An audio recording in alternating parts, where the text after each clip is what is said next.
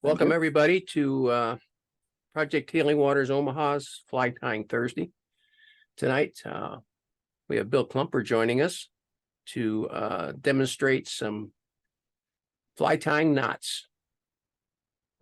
Bill has been working on this for quite a while, and he's got some interesting approaches and interesting ways of doing this. So let me just go ahead and turn it over to you, Bill. And Thank you, sir. it's all yours. Okay. You got it. Thank you. Well, my journey with knots started with John Wright, and my welded loop on my fly line had failed. And so then he gave me this thing and said, "Here's a perfection knot. Zip, zip, zip, done." Oh, okay. And so then I'm like, I looked on some YouTube videos and stuff, and I was out, over at Cabela's and over at Shields, and bumped into something to try to give me some ideas on fly fishing knot. Now, I knew how to do the improved cinch knot, right? And I knew how to do the blood knot because that's a common fishing knot I've used for a number of years. But what I found with fly fishing, there's some specialty knots and some other knots that can really be helpful for when you're fly fishing. Some knots are actually extremely small and will work with not only fine line, but when the fish are really finicky because they can see what's going on. And so I found basically to start this thing off is I found two little books, right?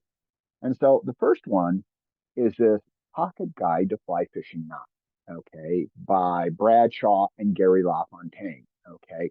And it's got a wealth of information in. It starts talking about like the tag end, the tippet, the standing end. So you can start learning some of the formal nomenclature that can really help you make knots, right? And so then obviously there's a whole list of what knots and where they fit, okay? And they start off with an esoteric knot, the double turtle, something I probably wouldn't use. But the improved cinch and the cinch knot, yes, we will use that, right? The mono slip knot, that's really important, right? Because what that does is that helps you when you've got too thick of a tippet, for your fly, and yet you still want the fly to behave normally, or you want the fly just to do it. Duncan loop, I've played with that. I've done line to line connections, extremely strong. Standard blood knot. Lefties, I've never really gotten right, but kind of just shows you what knot. Surgeon's knot will go through. Albright knot, I have played with. It's an interesting knot. I won't demonstrate it. And here's a perfection loop. Okay. The second book that I ran into, right, was just Ron Cortez's Pocket Guide with Gary LaFontaine, right? Here, all of a sudden, it got me more information from fast action, types of rod, basic trick checklist to uh, even what kinds of lines and everything else you can use. And all of a sudden, there's a chart like in the other book, right? It tells you what kind of tippet you want to use for what size of fly. And that really becomes important for when you're doing like a 6X tippet is like 00, it's 5 thousandths of an inch, right? It's about 3 pounds. And so this becomes important because in the other book from Bradshaw and LaFontaine, they actually teach you how to make leaders, right? And so again, for me, I was like, oh, so this is kind of what I'd want to use, the knotless leader, single piece of tapered, kind of what's going on. It's got Gary LaFontaine's thoughts on it, like, hey, a knotted leader with many short sections of different diameters, but provides greater versatility in performance, right? And he goes, yeah, single piece tapered, start for beginners. So, okay, interesting comment.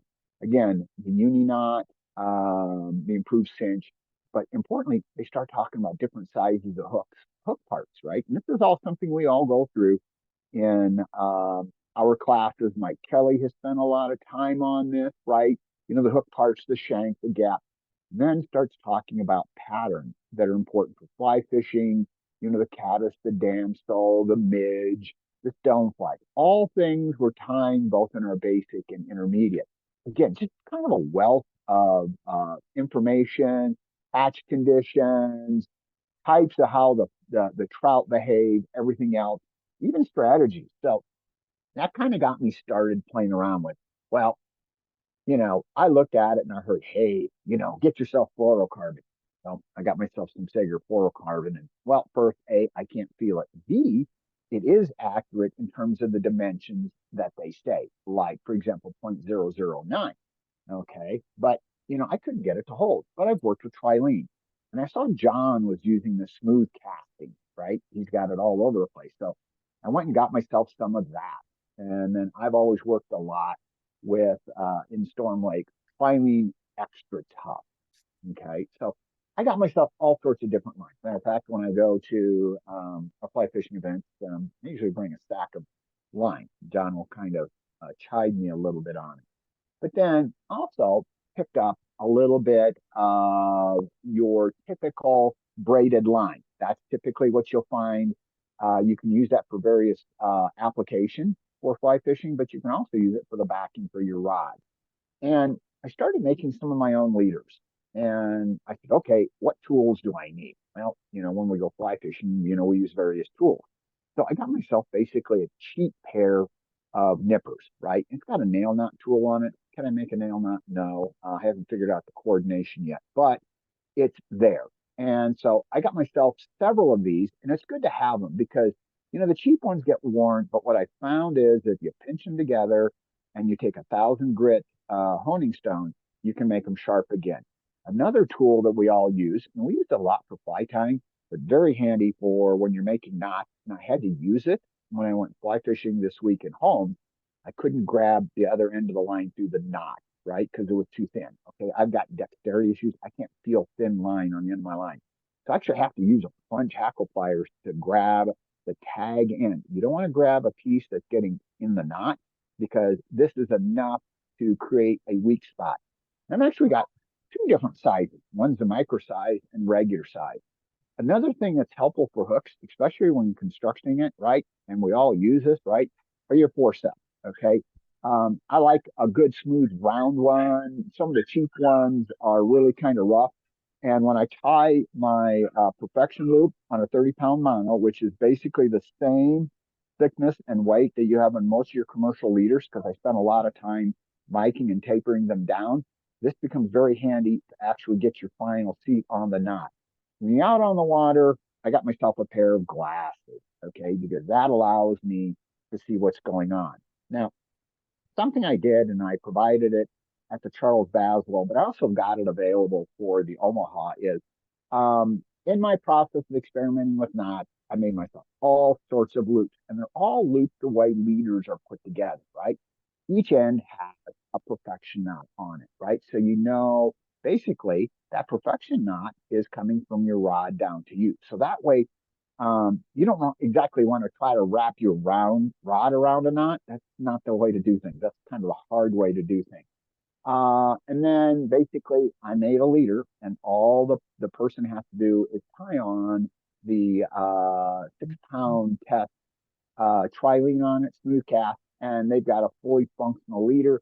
This leader, using what I have used just because it was big game mono, right? And I started with 30, went to 25 pound, then went to 12-pound XT, then down to my tippet. I've got about 2,000 casts with one of these on concrete. The most telling part is you can see that the tag ends right there on the knot have actually started to wear down. So for practice casting, extremely resilient. Obviously, a red thread, the very first fly Macedonia used that. And so I also created within the kit, right, some lines, right? This is just surveyor's line. And so what I did is I used red and black, right? And so red was my way to designate to my brain the running end. The running end is always the end that runs up through to your rod back into your reel, right? You're constantly building from running to tag ends, running to tag ends. So when you're like replacing, a segment of, your tippet because it's worn down or it's too thick and you want to extend it, you're always working from your running end. And again, just for me, color coding, and for those people that have, can't see green, red, and stuff, I used black. Now, obviously, the red will look at different shades. And so, first knot I wanted to learn how to make was a perfection knot. Now, John knows I love to go into destructive testing. right? I actually did some knots for him, over at the PRRC, right? And if you notice, I'm already starting to go backwards on the perfection loop. It doesn't feel right. But if you look, here's a perfection loop, right? It's got a nice tag into it, and it's sitting at, I get it there, it's at 90 degrees. And so what you'll find is on a well-formed knot, tag ends are either parallel to the running and tag end, right? Or they're 90 degrees, okay? And the reason for that is because you're trying to get the line to cinch over top of itself, right? And so now I'm going to not be able to make a perfection loop for the save the love of life. So if you notice, I've grabbed it, I pinched it between my two fingers like this. Because of the dexterity issues, and this line is really, really stout. It's 30 pounds, right? You wrap your first line around, and you notice you've got a loop. Now your next loop sits in between there. Now my fingernail has partially obstructed it, but you notice there's a second loop right there. You grab that second loop, right? And you're going to want to pull it through. I grab it, I will get it here, and then we'll go. Now, if you notice, look at how my tag end, if you can see it, it's starting to go at 90 degrees. You'll notice the loops. Now, with a real thick line like this, it's really tough to get anything cinched down. This is where something such as your forceps come in really, really handy. Because I can stick that in here, right? And I can go, oops, I can go like this, okay? And now I've got a tight perfection loop. Well, the perfection loop, one of the things, and John told me early on, and it makes sense because it happened to me. If you cut your tag end too short, right, then what'll happen is it may come undone on you, right? Especially on that. Another thing you want to do is you always want to try to be environmentally conscious. And I dropped it here, but you actually want to pick up your leftover pieces of leader, right? We don't want to throw that away, right? And also, if you're practicing with monofilament in a house, you've got a dog, monofilament getting into the body can kill a dog, okay, and stuff. And then as you start working with lines and everything else, there's little tips like, let's say you're cutting off a knot. You'll notice I'm as close as possible. Hopefully you all can see that. As close as possible to where the knot started, right? And cut it. Now, interesting thing is, as your nippers get worn, you're going to start to feel a dull end here. And you really don't want to do that, right? Because that can possibly catch on things. Another thing is you take your line, right? And as I'm feeling through this, I'm feeling for any abnormalities and I'm looking for glinting, okay?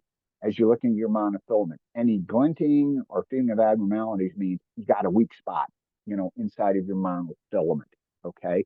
And what that will do is you'll be casting out there, you're going to get the fish of a lifetime, and snap, gone.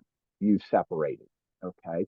Now, as I said, I started early off with this, and then somewhere hidden in my place is I created this little hook out of copper wire to help me figure out how to do things, right?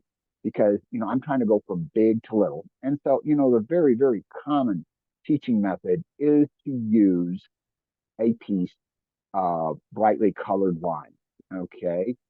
This week, for the St. Louis session, they used some old fly line, very brightly colored, easy to see the knot, right? Tightline videos, by the way, Tim Flagler, he has a whole series on knots and everything else. And so, really, the first knot you're going to do is perfection loop. Interesting enough, with a perfection loop, you can go loop to loop to loop. You can take your tippet end and create a whole set of tippets from loop to loop to loop. But there is something interesting with loop conditions, right?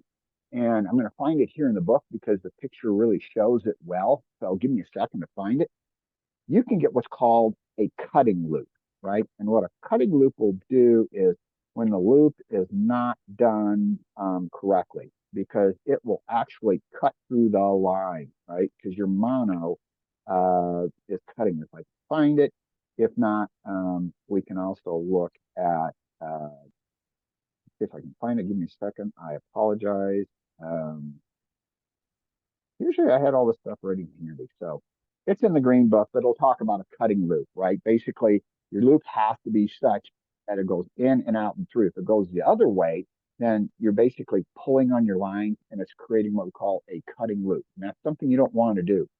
And to kind of practice, take your welded loop and then play around with it and see how it came from the factory. Remember where that came. Okay. And I found my little piece of waste. Don't want to leave that in the environment, right? Fluorocarbons don't break down. This stuff at least can kind of break down, but fluorocarbons do not. Okay. Now, there are many other knots that we can use. A very, very important knot, and one that I've had good luck, is something called the surgeon's knot. Okay. Surgeon's knot, you take two pieces, about 6 inches, and you fold it. There's something called a double surgeon's knot and a uh, reverse it. So I got my running ends going the correct way. Thank you. And so basically, you can give yourself 4 to 5 inches. One of the goals with your knot tying practice, right? Up front, you're going to use a lot more line. Over time, as you become more, you increase your dexterity and familiar with the knots, you're going to use a lot less line, right? And so here I go. I got my running end. I'm going to make my first loop. Okay. So I go my first loop through, and I don't want to lose this end. Okay. Because if it folds underneath it, it's going to go bye bye. Right. And then you do your second loop. Okay.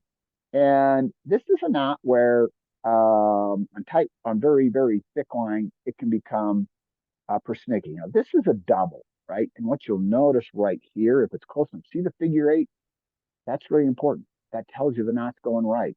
Also, you've got your tag end and the running end, they're parallel to each other. Now, as it tightens up, right? I don't want to pull too tight, I won't get it apart. Is you've got a parallel and you practice that and you get used to the visual cues of see the nice figure eight right there. That's really important because that means that's going to be a well seated knot.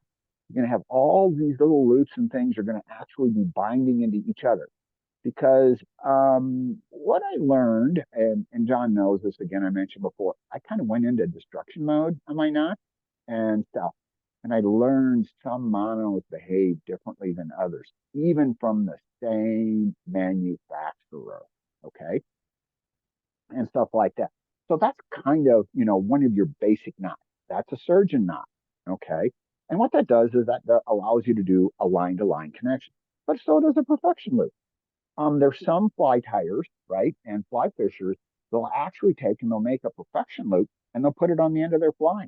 Now, when they're out fishing and it's cold, they'll do a perfection loop to a perfection loop connection.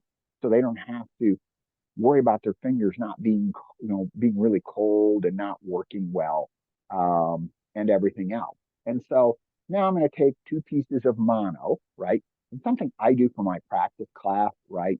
Is I like to always tie myself a perfection loop, right? This always allows me to know, right, where my running end is coming from, right? It also helps when I decide to go into knot destruction test. Now, did I do it right? What is my monofilament doing, right?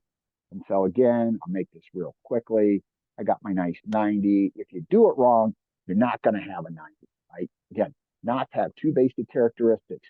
A 90-degree, okay, that's a well-formed knot, and a knot that has is parallel to, and different knots have different properties.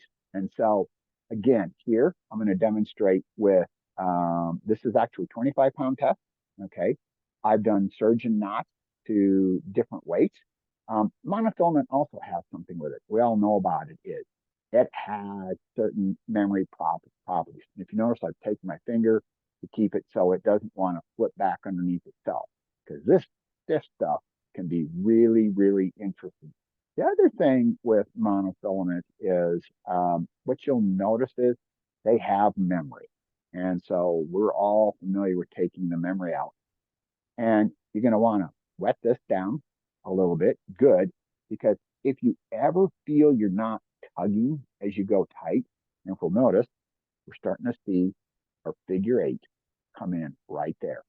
And you basically want both loops moving nearly at the same time, right? You don't want one loop bigger than the other because if it is, it's not going to suit right. You can then tighten it up And then what I do is I take my forceps, especially when I'm making my own leaders, and I give myself a little bit of an extra assurance tug, right? Now, mind you, my destruction testing is putting shock loads on lines that you normally don't see. The other thing, and it's really embarrassing when you do it, and stuff. Now, a triple surgeon's knot is about twice the size of this. Thinner monofilament, what you'll notice is you'll notice that the knot will be a lot smaller. And if you notice, my ends are basically parallel. Uh, the longer of a tag end you leave on a line, the more likely if your line is you're not casting well and the lines are crossing, what'll happen is this tag end will catch it. But you do leave always a small little tag end, but you don't want to cut yourself off. Okay, it's really embarrassing when you cut this. And this is your running end, and you have to start all over again. And then you may have shortened yourself up too much. Also, when you're first starting off, they recommend, and I do recommend this, what I do, I give myself an extra 6 or 8 inches when I'm doing my first set of knots, right, for time, just so that I'm comfortable with it. And then I basically use my thumb and forefinger kind of as a guide, and I just take myself, grab my excess, and cut it. Good. I didn't cut myself. Yay. I still have myself all together. Okay. Some knots are more interesting for doing this, like here. I got to cut out. I take my finger and I'm going to grab it, and I'm not going to leave myself any excess line. I've now harvested my waste. It's not going into the stream. So this is a surgeon's knot done on, excuse me, monofilament. Thank you.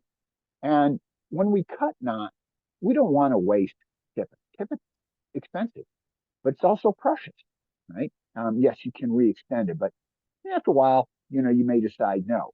So what you do is you'll always take a knot and you're going to cut as closest to the knot as possible. You're going to nip it, right? Because you want to be able to reuse as much of that line as possible. Okay. The next knot is something that we all use, right? It's called the blood knot. Okay. And it's been around forever, right? And it's one of those common knots that you use for joining two segments of monofilament. Now, in my experimentation between the trilene extra cast, the Sagar, and everything else, I found in some ways, depending upon my diameter and how I did my destruction testing, like my big game, 15 pounds, was always cut by my 25-pound trilene. As I basically take my hand with a perfection loop, I'd have about 3 feet, and I basically get myself to about within 10 inches and pull out as hard as I can. And what you'd find is the thicker trilene 25 pound actually started to create a little cut inside the line. Now, is the fish going to go to an immediate sudden stop based on your hands, your rods, and everything else? No. But again, it gives you an idea where things can fail. Now, there's many ways to make a blood knot, right? There's one that was demonstrated where you basically tie a knot, you do overhand loops and everything else. Again, with dexterity issues, I can't do that, right? So I have to make it traditional. You make a pinch. And so you basically wrap yourself.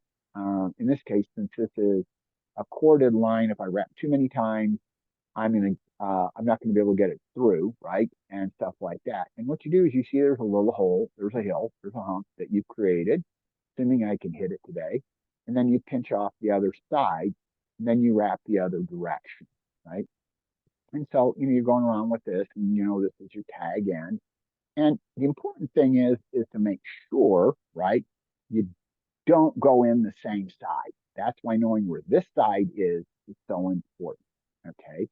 A well-formed blood knot, you will actually have both ends of your tag line running that way. Now, here's a case where I might have wanted to use a plunge hackle pliers, and I do that. Okay, especially on smaller lines, I can't feel it, right?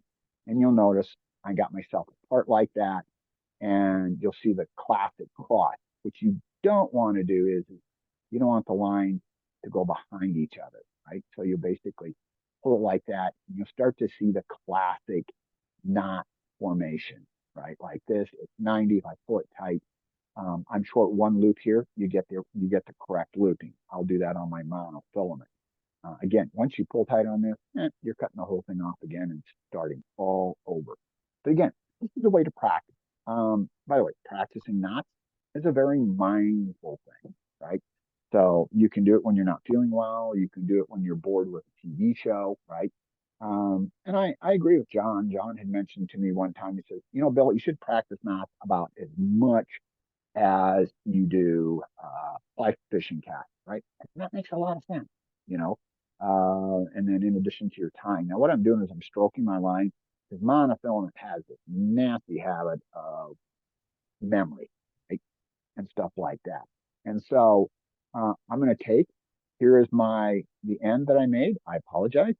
I've got my perfection loop, off to my right, because this is basically on my right side is where my rod would be sitting. So, okay, I got myself set up. I've taken myself 6 to 8 inches. Okay. And then I'm taking this really thick monofilament and it's got some interesting characteristics. It's really bulky, right?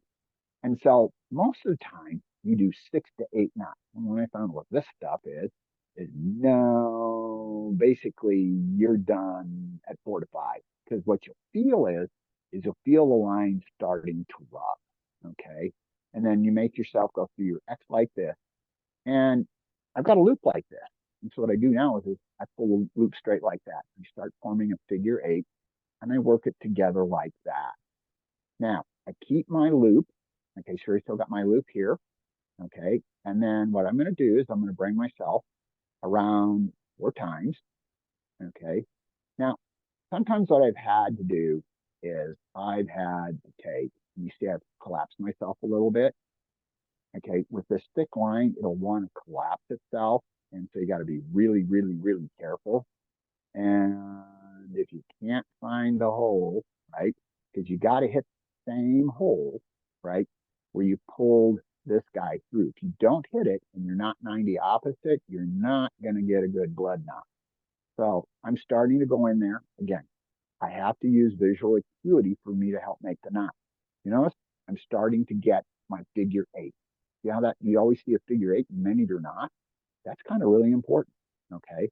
So typically what you do is you start working your way down.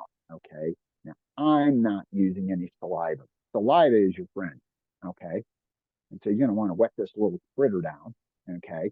And you'll notice I got to make sure I always check to make sure my lines are not crossing. See, I'm at a 90. And then I basically start bringing together, boom, there is a well-formed blood knot. It's tight, it's efficient. It's one of the smaller knots you can make. You don't have a whole lot that can catch on both ends. So lines can slide through it. You're less likely to catch muck and junk with this versus some other knots. Extremely powerful. Again, as you get to thinner monofilaments, this I found 4, you can hold on it, 5 max. As I go thinner, 6 to 7 twists each way. And that will give you a very, very, very good knot.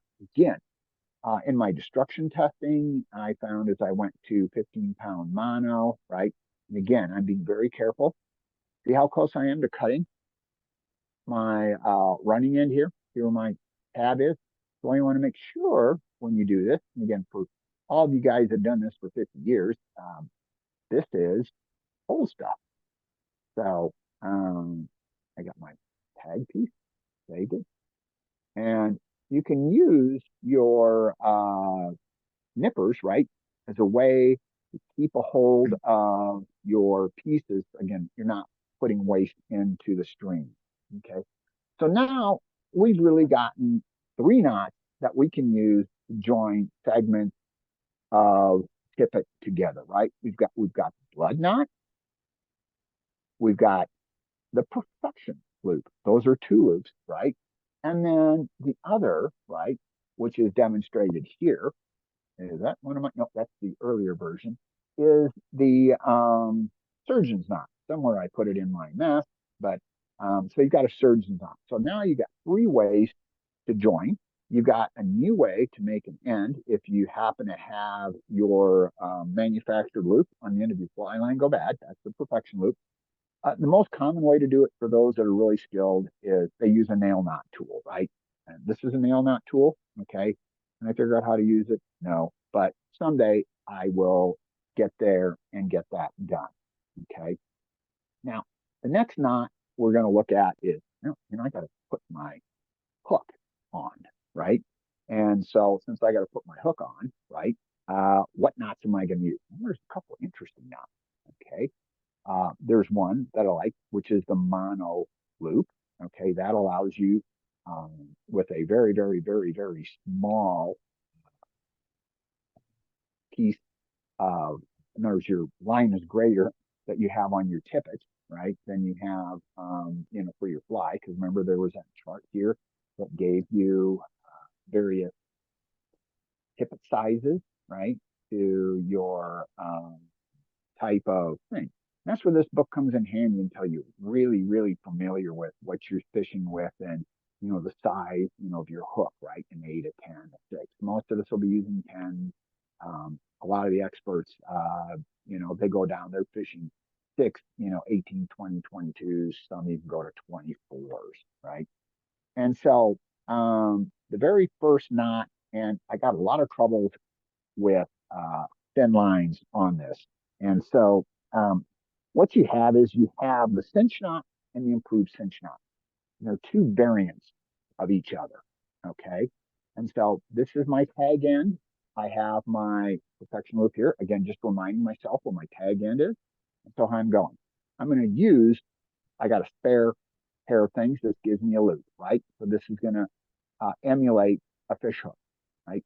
And so my problem with me is, right, is as I make myself go around and around and around, right?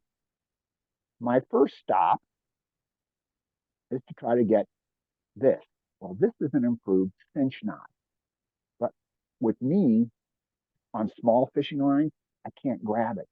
This is where I use a plunge hackle pliers, right? Especially if I'm shaking or I'm really, really cold, like I when I was fishing in December. Make sure you grab the tag end. Okay? This allows you to roll it. So if you roll it like this, see how it pulled itself through? Now I've got something that I can make my improved cinch knot with, and I am not fighting. Oops, I loop myself around, which is an interesting thing to have done. And then because this is thick mono, if you'll notice, my tag end is going to come out at 90.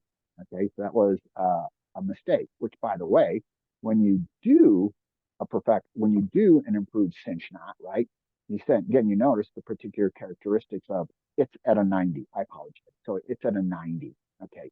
Again, that tells you it's a well-seated knot. Now, interesting enough, I made a mistake here. Okay. You see where I went across here and I went high up and I got where my little tool is to clean out my eye. Well, even when you do the improved cinch knot, it's sometimes easy to get a loop, go around the head of the fly like this. Well, then that's not a well-formed knot. What it's going to do is it's going to pull on. And a way to tell what's going to happen is you pull on the tag end, right? And the tag end may decide to come loose, right? So I'm going to cut that guy off. And that's the case where I have to almost always, right, use plunge hackle pliers, okay? Because especially with fine line, I can't get that second loop. But what becomes important is the ability to roll this over, right? So I basically take my hackle pliers and I roll it over, helps me to create the knot, right? So that becomes, if we want to call it in the old days, a job aid, right? And stuff. So maybe I can do this thing right this time, okay? See if I can get my hook end on right and get a number of loops and stuff. First thing is, this isn't the way you hold a hook normally. Okay, you end up having more holes in your fingers than you would like to have. And stuff more. I'll go. I should really get out one of my thinner monofilaments. By the way, if a knot doesn't work right, cut it off, start over again. In the test kit or the practice kits that I made for the veterans, I actually provided 12 feet of line. You want to make sure you get yourself through the loop like this. Now, believe it or not, this knot looking like this is the cinch knot, right? That's the simplest form. What you're doing is when you take that tag in and put it through that hole, you're actually creating another place for it to bind to, right? I'm going to go through here. I'm going to take my French hackle pliers and I'm going to rotate this guy out of the way. So now I can start to draw myself together on the knot. Another nice thing is my plunge hackle pliers make sure that I have something that doesn't allow. See that? My tag end isn't going to fall through. Does that make sense? And so now I got a way for me to keep my tag end from getting all messed up. See that? I'm doing that. It allows me to hold on to it. And you can use this on a wide variety of knots, this kind of procedure. Now, what I'll do when I'm on a really thick line like this, if you'll notice, because it's 25-pound test, typically I will, and I did not lubricate it, okay, major mistake. If you forget to lubricate it, chances are you're going to damage the line, right, as you pull it together, right? Push on it, and there we go. That's a cinch knot. You'll notice she's 90 to the plane. Again, this is really tough monofilament. So again, a little tough to tighten with, but again, if you practice with a thick monofilament first, you're going to get the moves on how to get something stubborn to work with, right? So not only did we show the cinch knot, because remember, a cinch knot is just one less loop through it. But again, what you notice with the cinch knot here, again, is I've got an extra layer, right, of material that's actually holding everything in place. Okay. I didn't bring myself a small fly down, but there's also something called the mono loop. Okay, the mono loop is really interesting. Let me see if I find out where something went in absentia here. Give me a sec. There it is. Um, the mono loop is really interesting because sometimes what happens, we got the wrong size typically, right? Or we don't have enough of our thinner tippet, right, to make things go. And this is a tippet to hook connection. And what it does is it starts with a simple overhand knot like this. Okay. And then you put your fish hook through here, right? And then once you're through, you come back in on the same side that you did. And we're going to try it on the bigger thing. So it looks like this.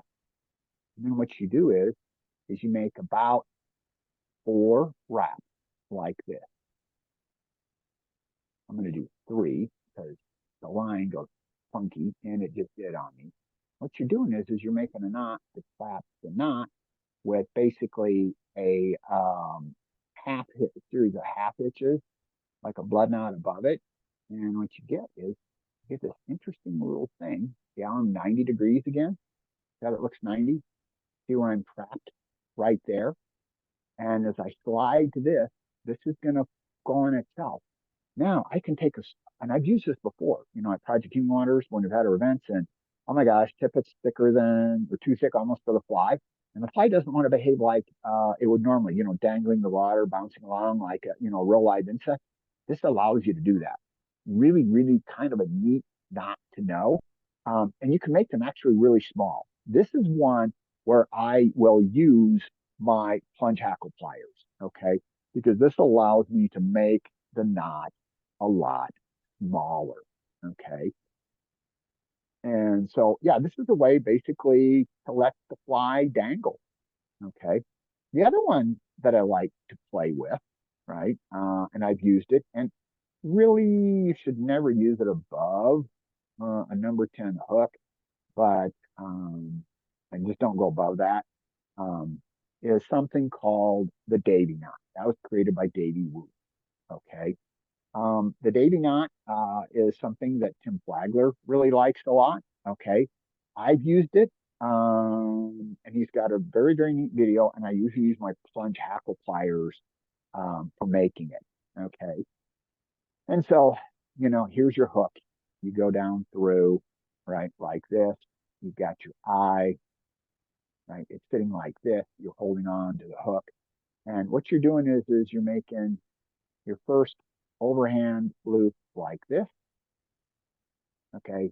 Then you're going underneath. And this is where using a pair of plunge hackle pliers really becomes helpful is you got to grab it, especially on, monofilament that's kind of, uh, it's got its own memory. And if you notice, we have the classic figure eight. See that? We saw that in the blood knot, or in the surgeon's knot. We saw the classic figure eight. This will tighten down, and it's an extremely small knot. What's an interesting characteristic of this knot is if you tighten it down, right, you can actually take the tag in and you can actually pull backwards and you can actually take the whole knot apart. Okay. So there's a figure eight on that knot. Tim Flagler has an absolutely great video on it. He recommends that when you make the Davy knot, you do a double Davy knot, right? Basically, you're bringing it over, you're bringing it across, you're bringing it around a second time. You do like this, and then, okay, now I need to get my plunge hackle pliers because typically I'm working from the backside, and this is helping me fold myself together. And okay, now I'm making a double Davy knot. And there you go. And what's neat is I'm actually using my hackle pliers to help me control my tag end a little bit, know where it's at. I've also used this trick when when I was really cold and stuff, by using a plunge hackle pliers on the end of your tip. You just want to do it on a small section. Um, if you're cold and you drop the fly, you haven't lost the fly. Your little cheap plunge hackle pliers just saved you from losing your favorite fly. And it's done that to me. It's helped me more than once to prevent that from happening. Again, those that are experienced may not do this, but again, these are ways for me to get around. Uh, like this is nice thick line. I can feel it. I can feel what I'm doing. The other trick I've done, you got to be careful, is I've also used, those blue neoprene gloves. Neoprene gloves, I will then get feeling. Okay. And I can actually feel the line because there's pressure. And something I've done is if you'll notice, here's my box top and my trilene. I just put a tag in out. It looks basically like, what you buy, for your tippet spool. Well, when I'm playing around and working on knots and testing, um, I always leave a little segment out like this so I can go find it, right? I cut off a little piece and let's see if I can make a knot with something thinner. Now, this is a 12-pound test. I can feel it. Thank you.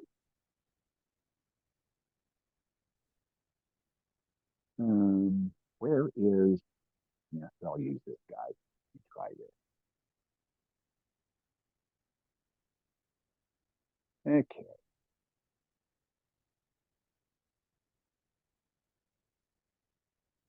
Okay. I've got my dating knot going the wrong direction. I'm going to go like this. Yes. Grab my tag and I'm going to go like this. I'm going to go around and around like that. I'm done. I made the dating knot just like that.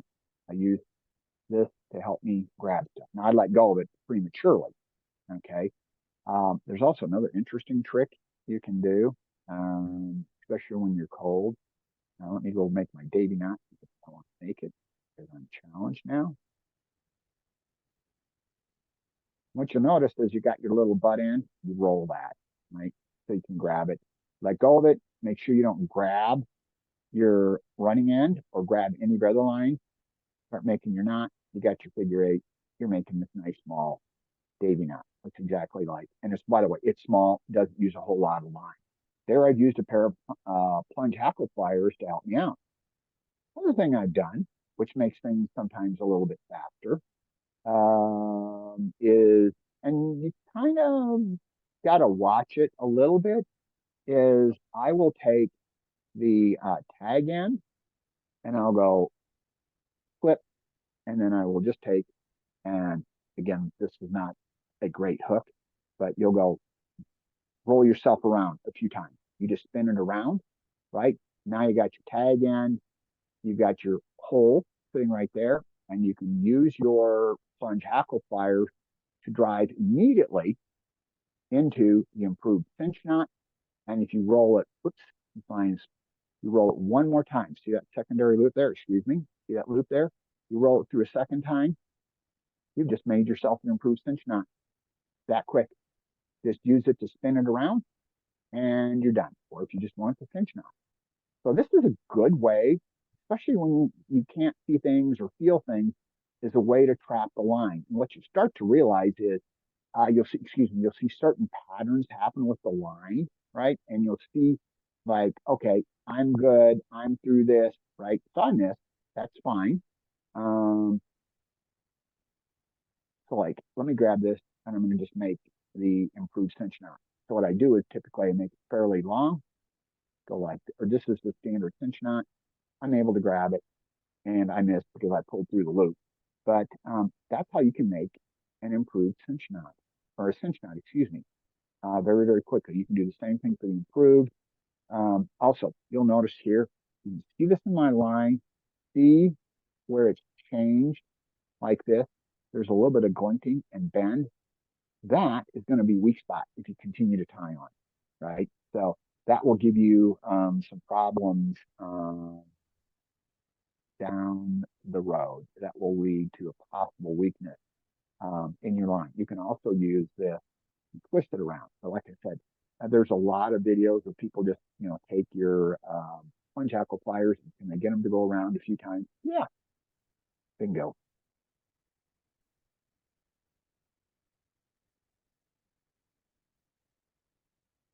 And if I make it long enough, I can grab it. This is just your regular cinch knot. This is not improved. You just got to bring yourself through. And there you go. That's just a standard cinch knot. It's not nearly as strong. That's how easy it was to make a standard cinch knot. Oh, and my little brass hooks on thin monos uh, don't work. And if you notice, you'll start seeing all the little ziggy lines here. That's a sign of a cinch knot going together. Okay, both improved and regular. Since I didn't wet this, I could feel the line going.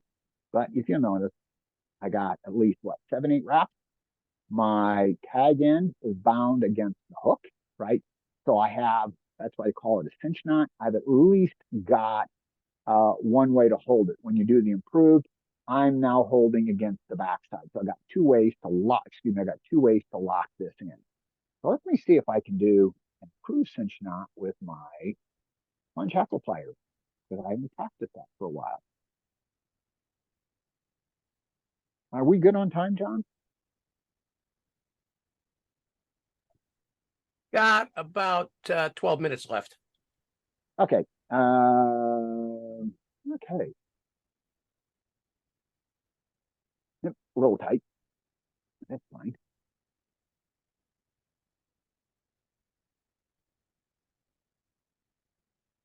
Okay, what I do is I use my finger to pull down like that. See, I got my tag end up high. Oops, off a little bit. See, I got my tag end up high. I got it.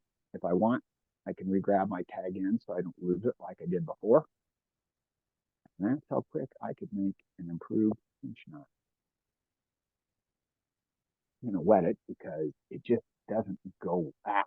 Well, my hook dropped loose, but there's your improved cinch knot right there because you got all the attributes of it. So my little thing dropped, right? So if I had a hook there, you see the little loop right there, it'd be in that little loop. So that's the one little flaw when you try to make your own hooks.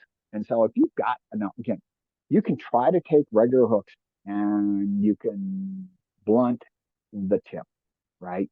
Because otherwise, when you're first practicing, you'll be doing it. But this was just a way for me to have something to play with, especially post surgery, and I wasn't feeling well and everything else. But there's a way I've used a tool that we use when we tie our flies, right? And when we do everything, you notice I got my 90-degree on the knot, right? So it's starting to come together exactly like it's supposed to. Yes, you can use your fingers gently or fingernails gently to do it. But again, one thing to remember is check your line. You feel anything rough, any rough spots, you'll replace it because you really don't want to lose, the fish of a lifetime. Now there are other knots, right?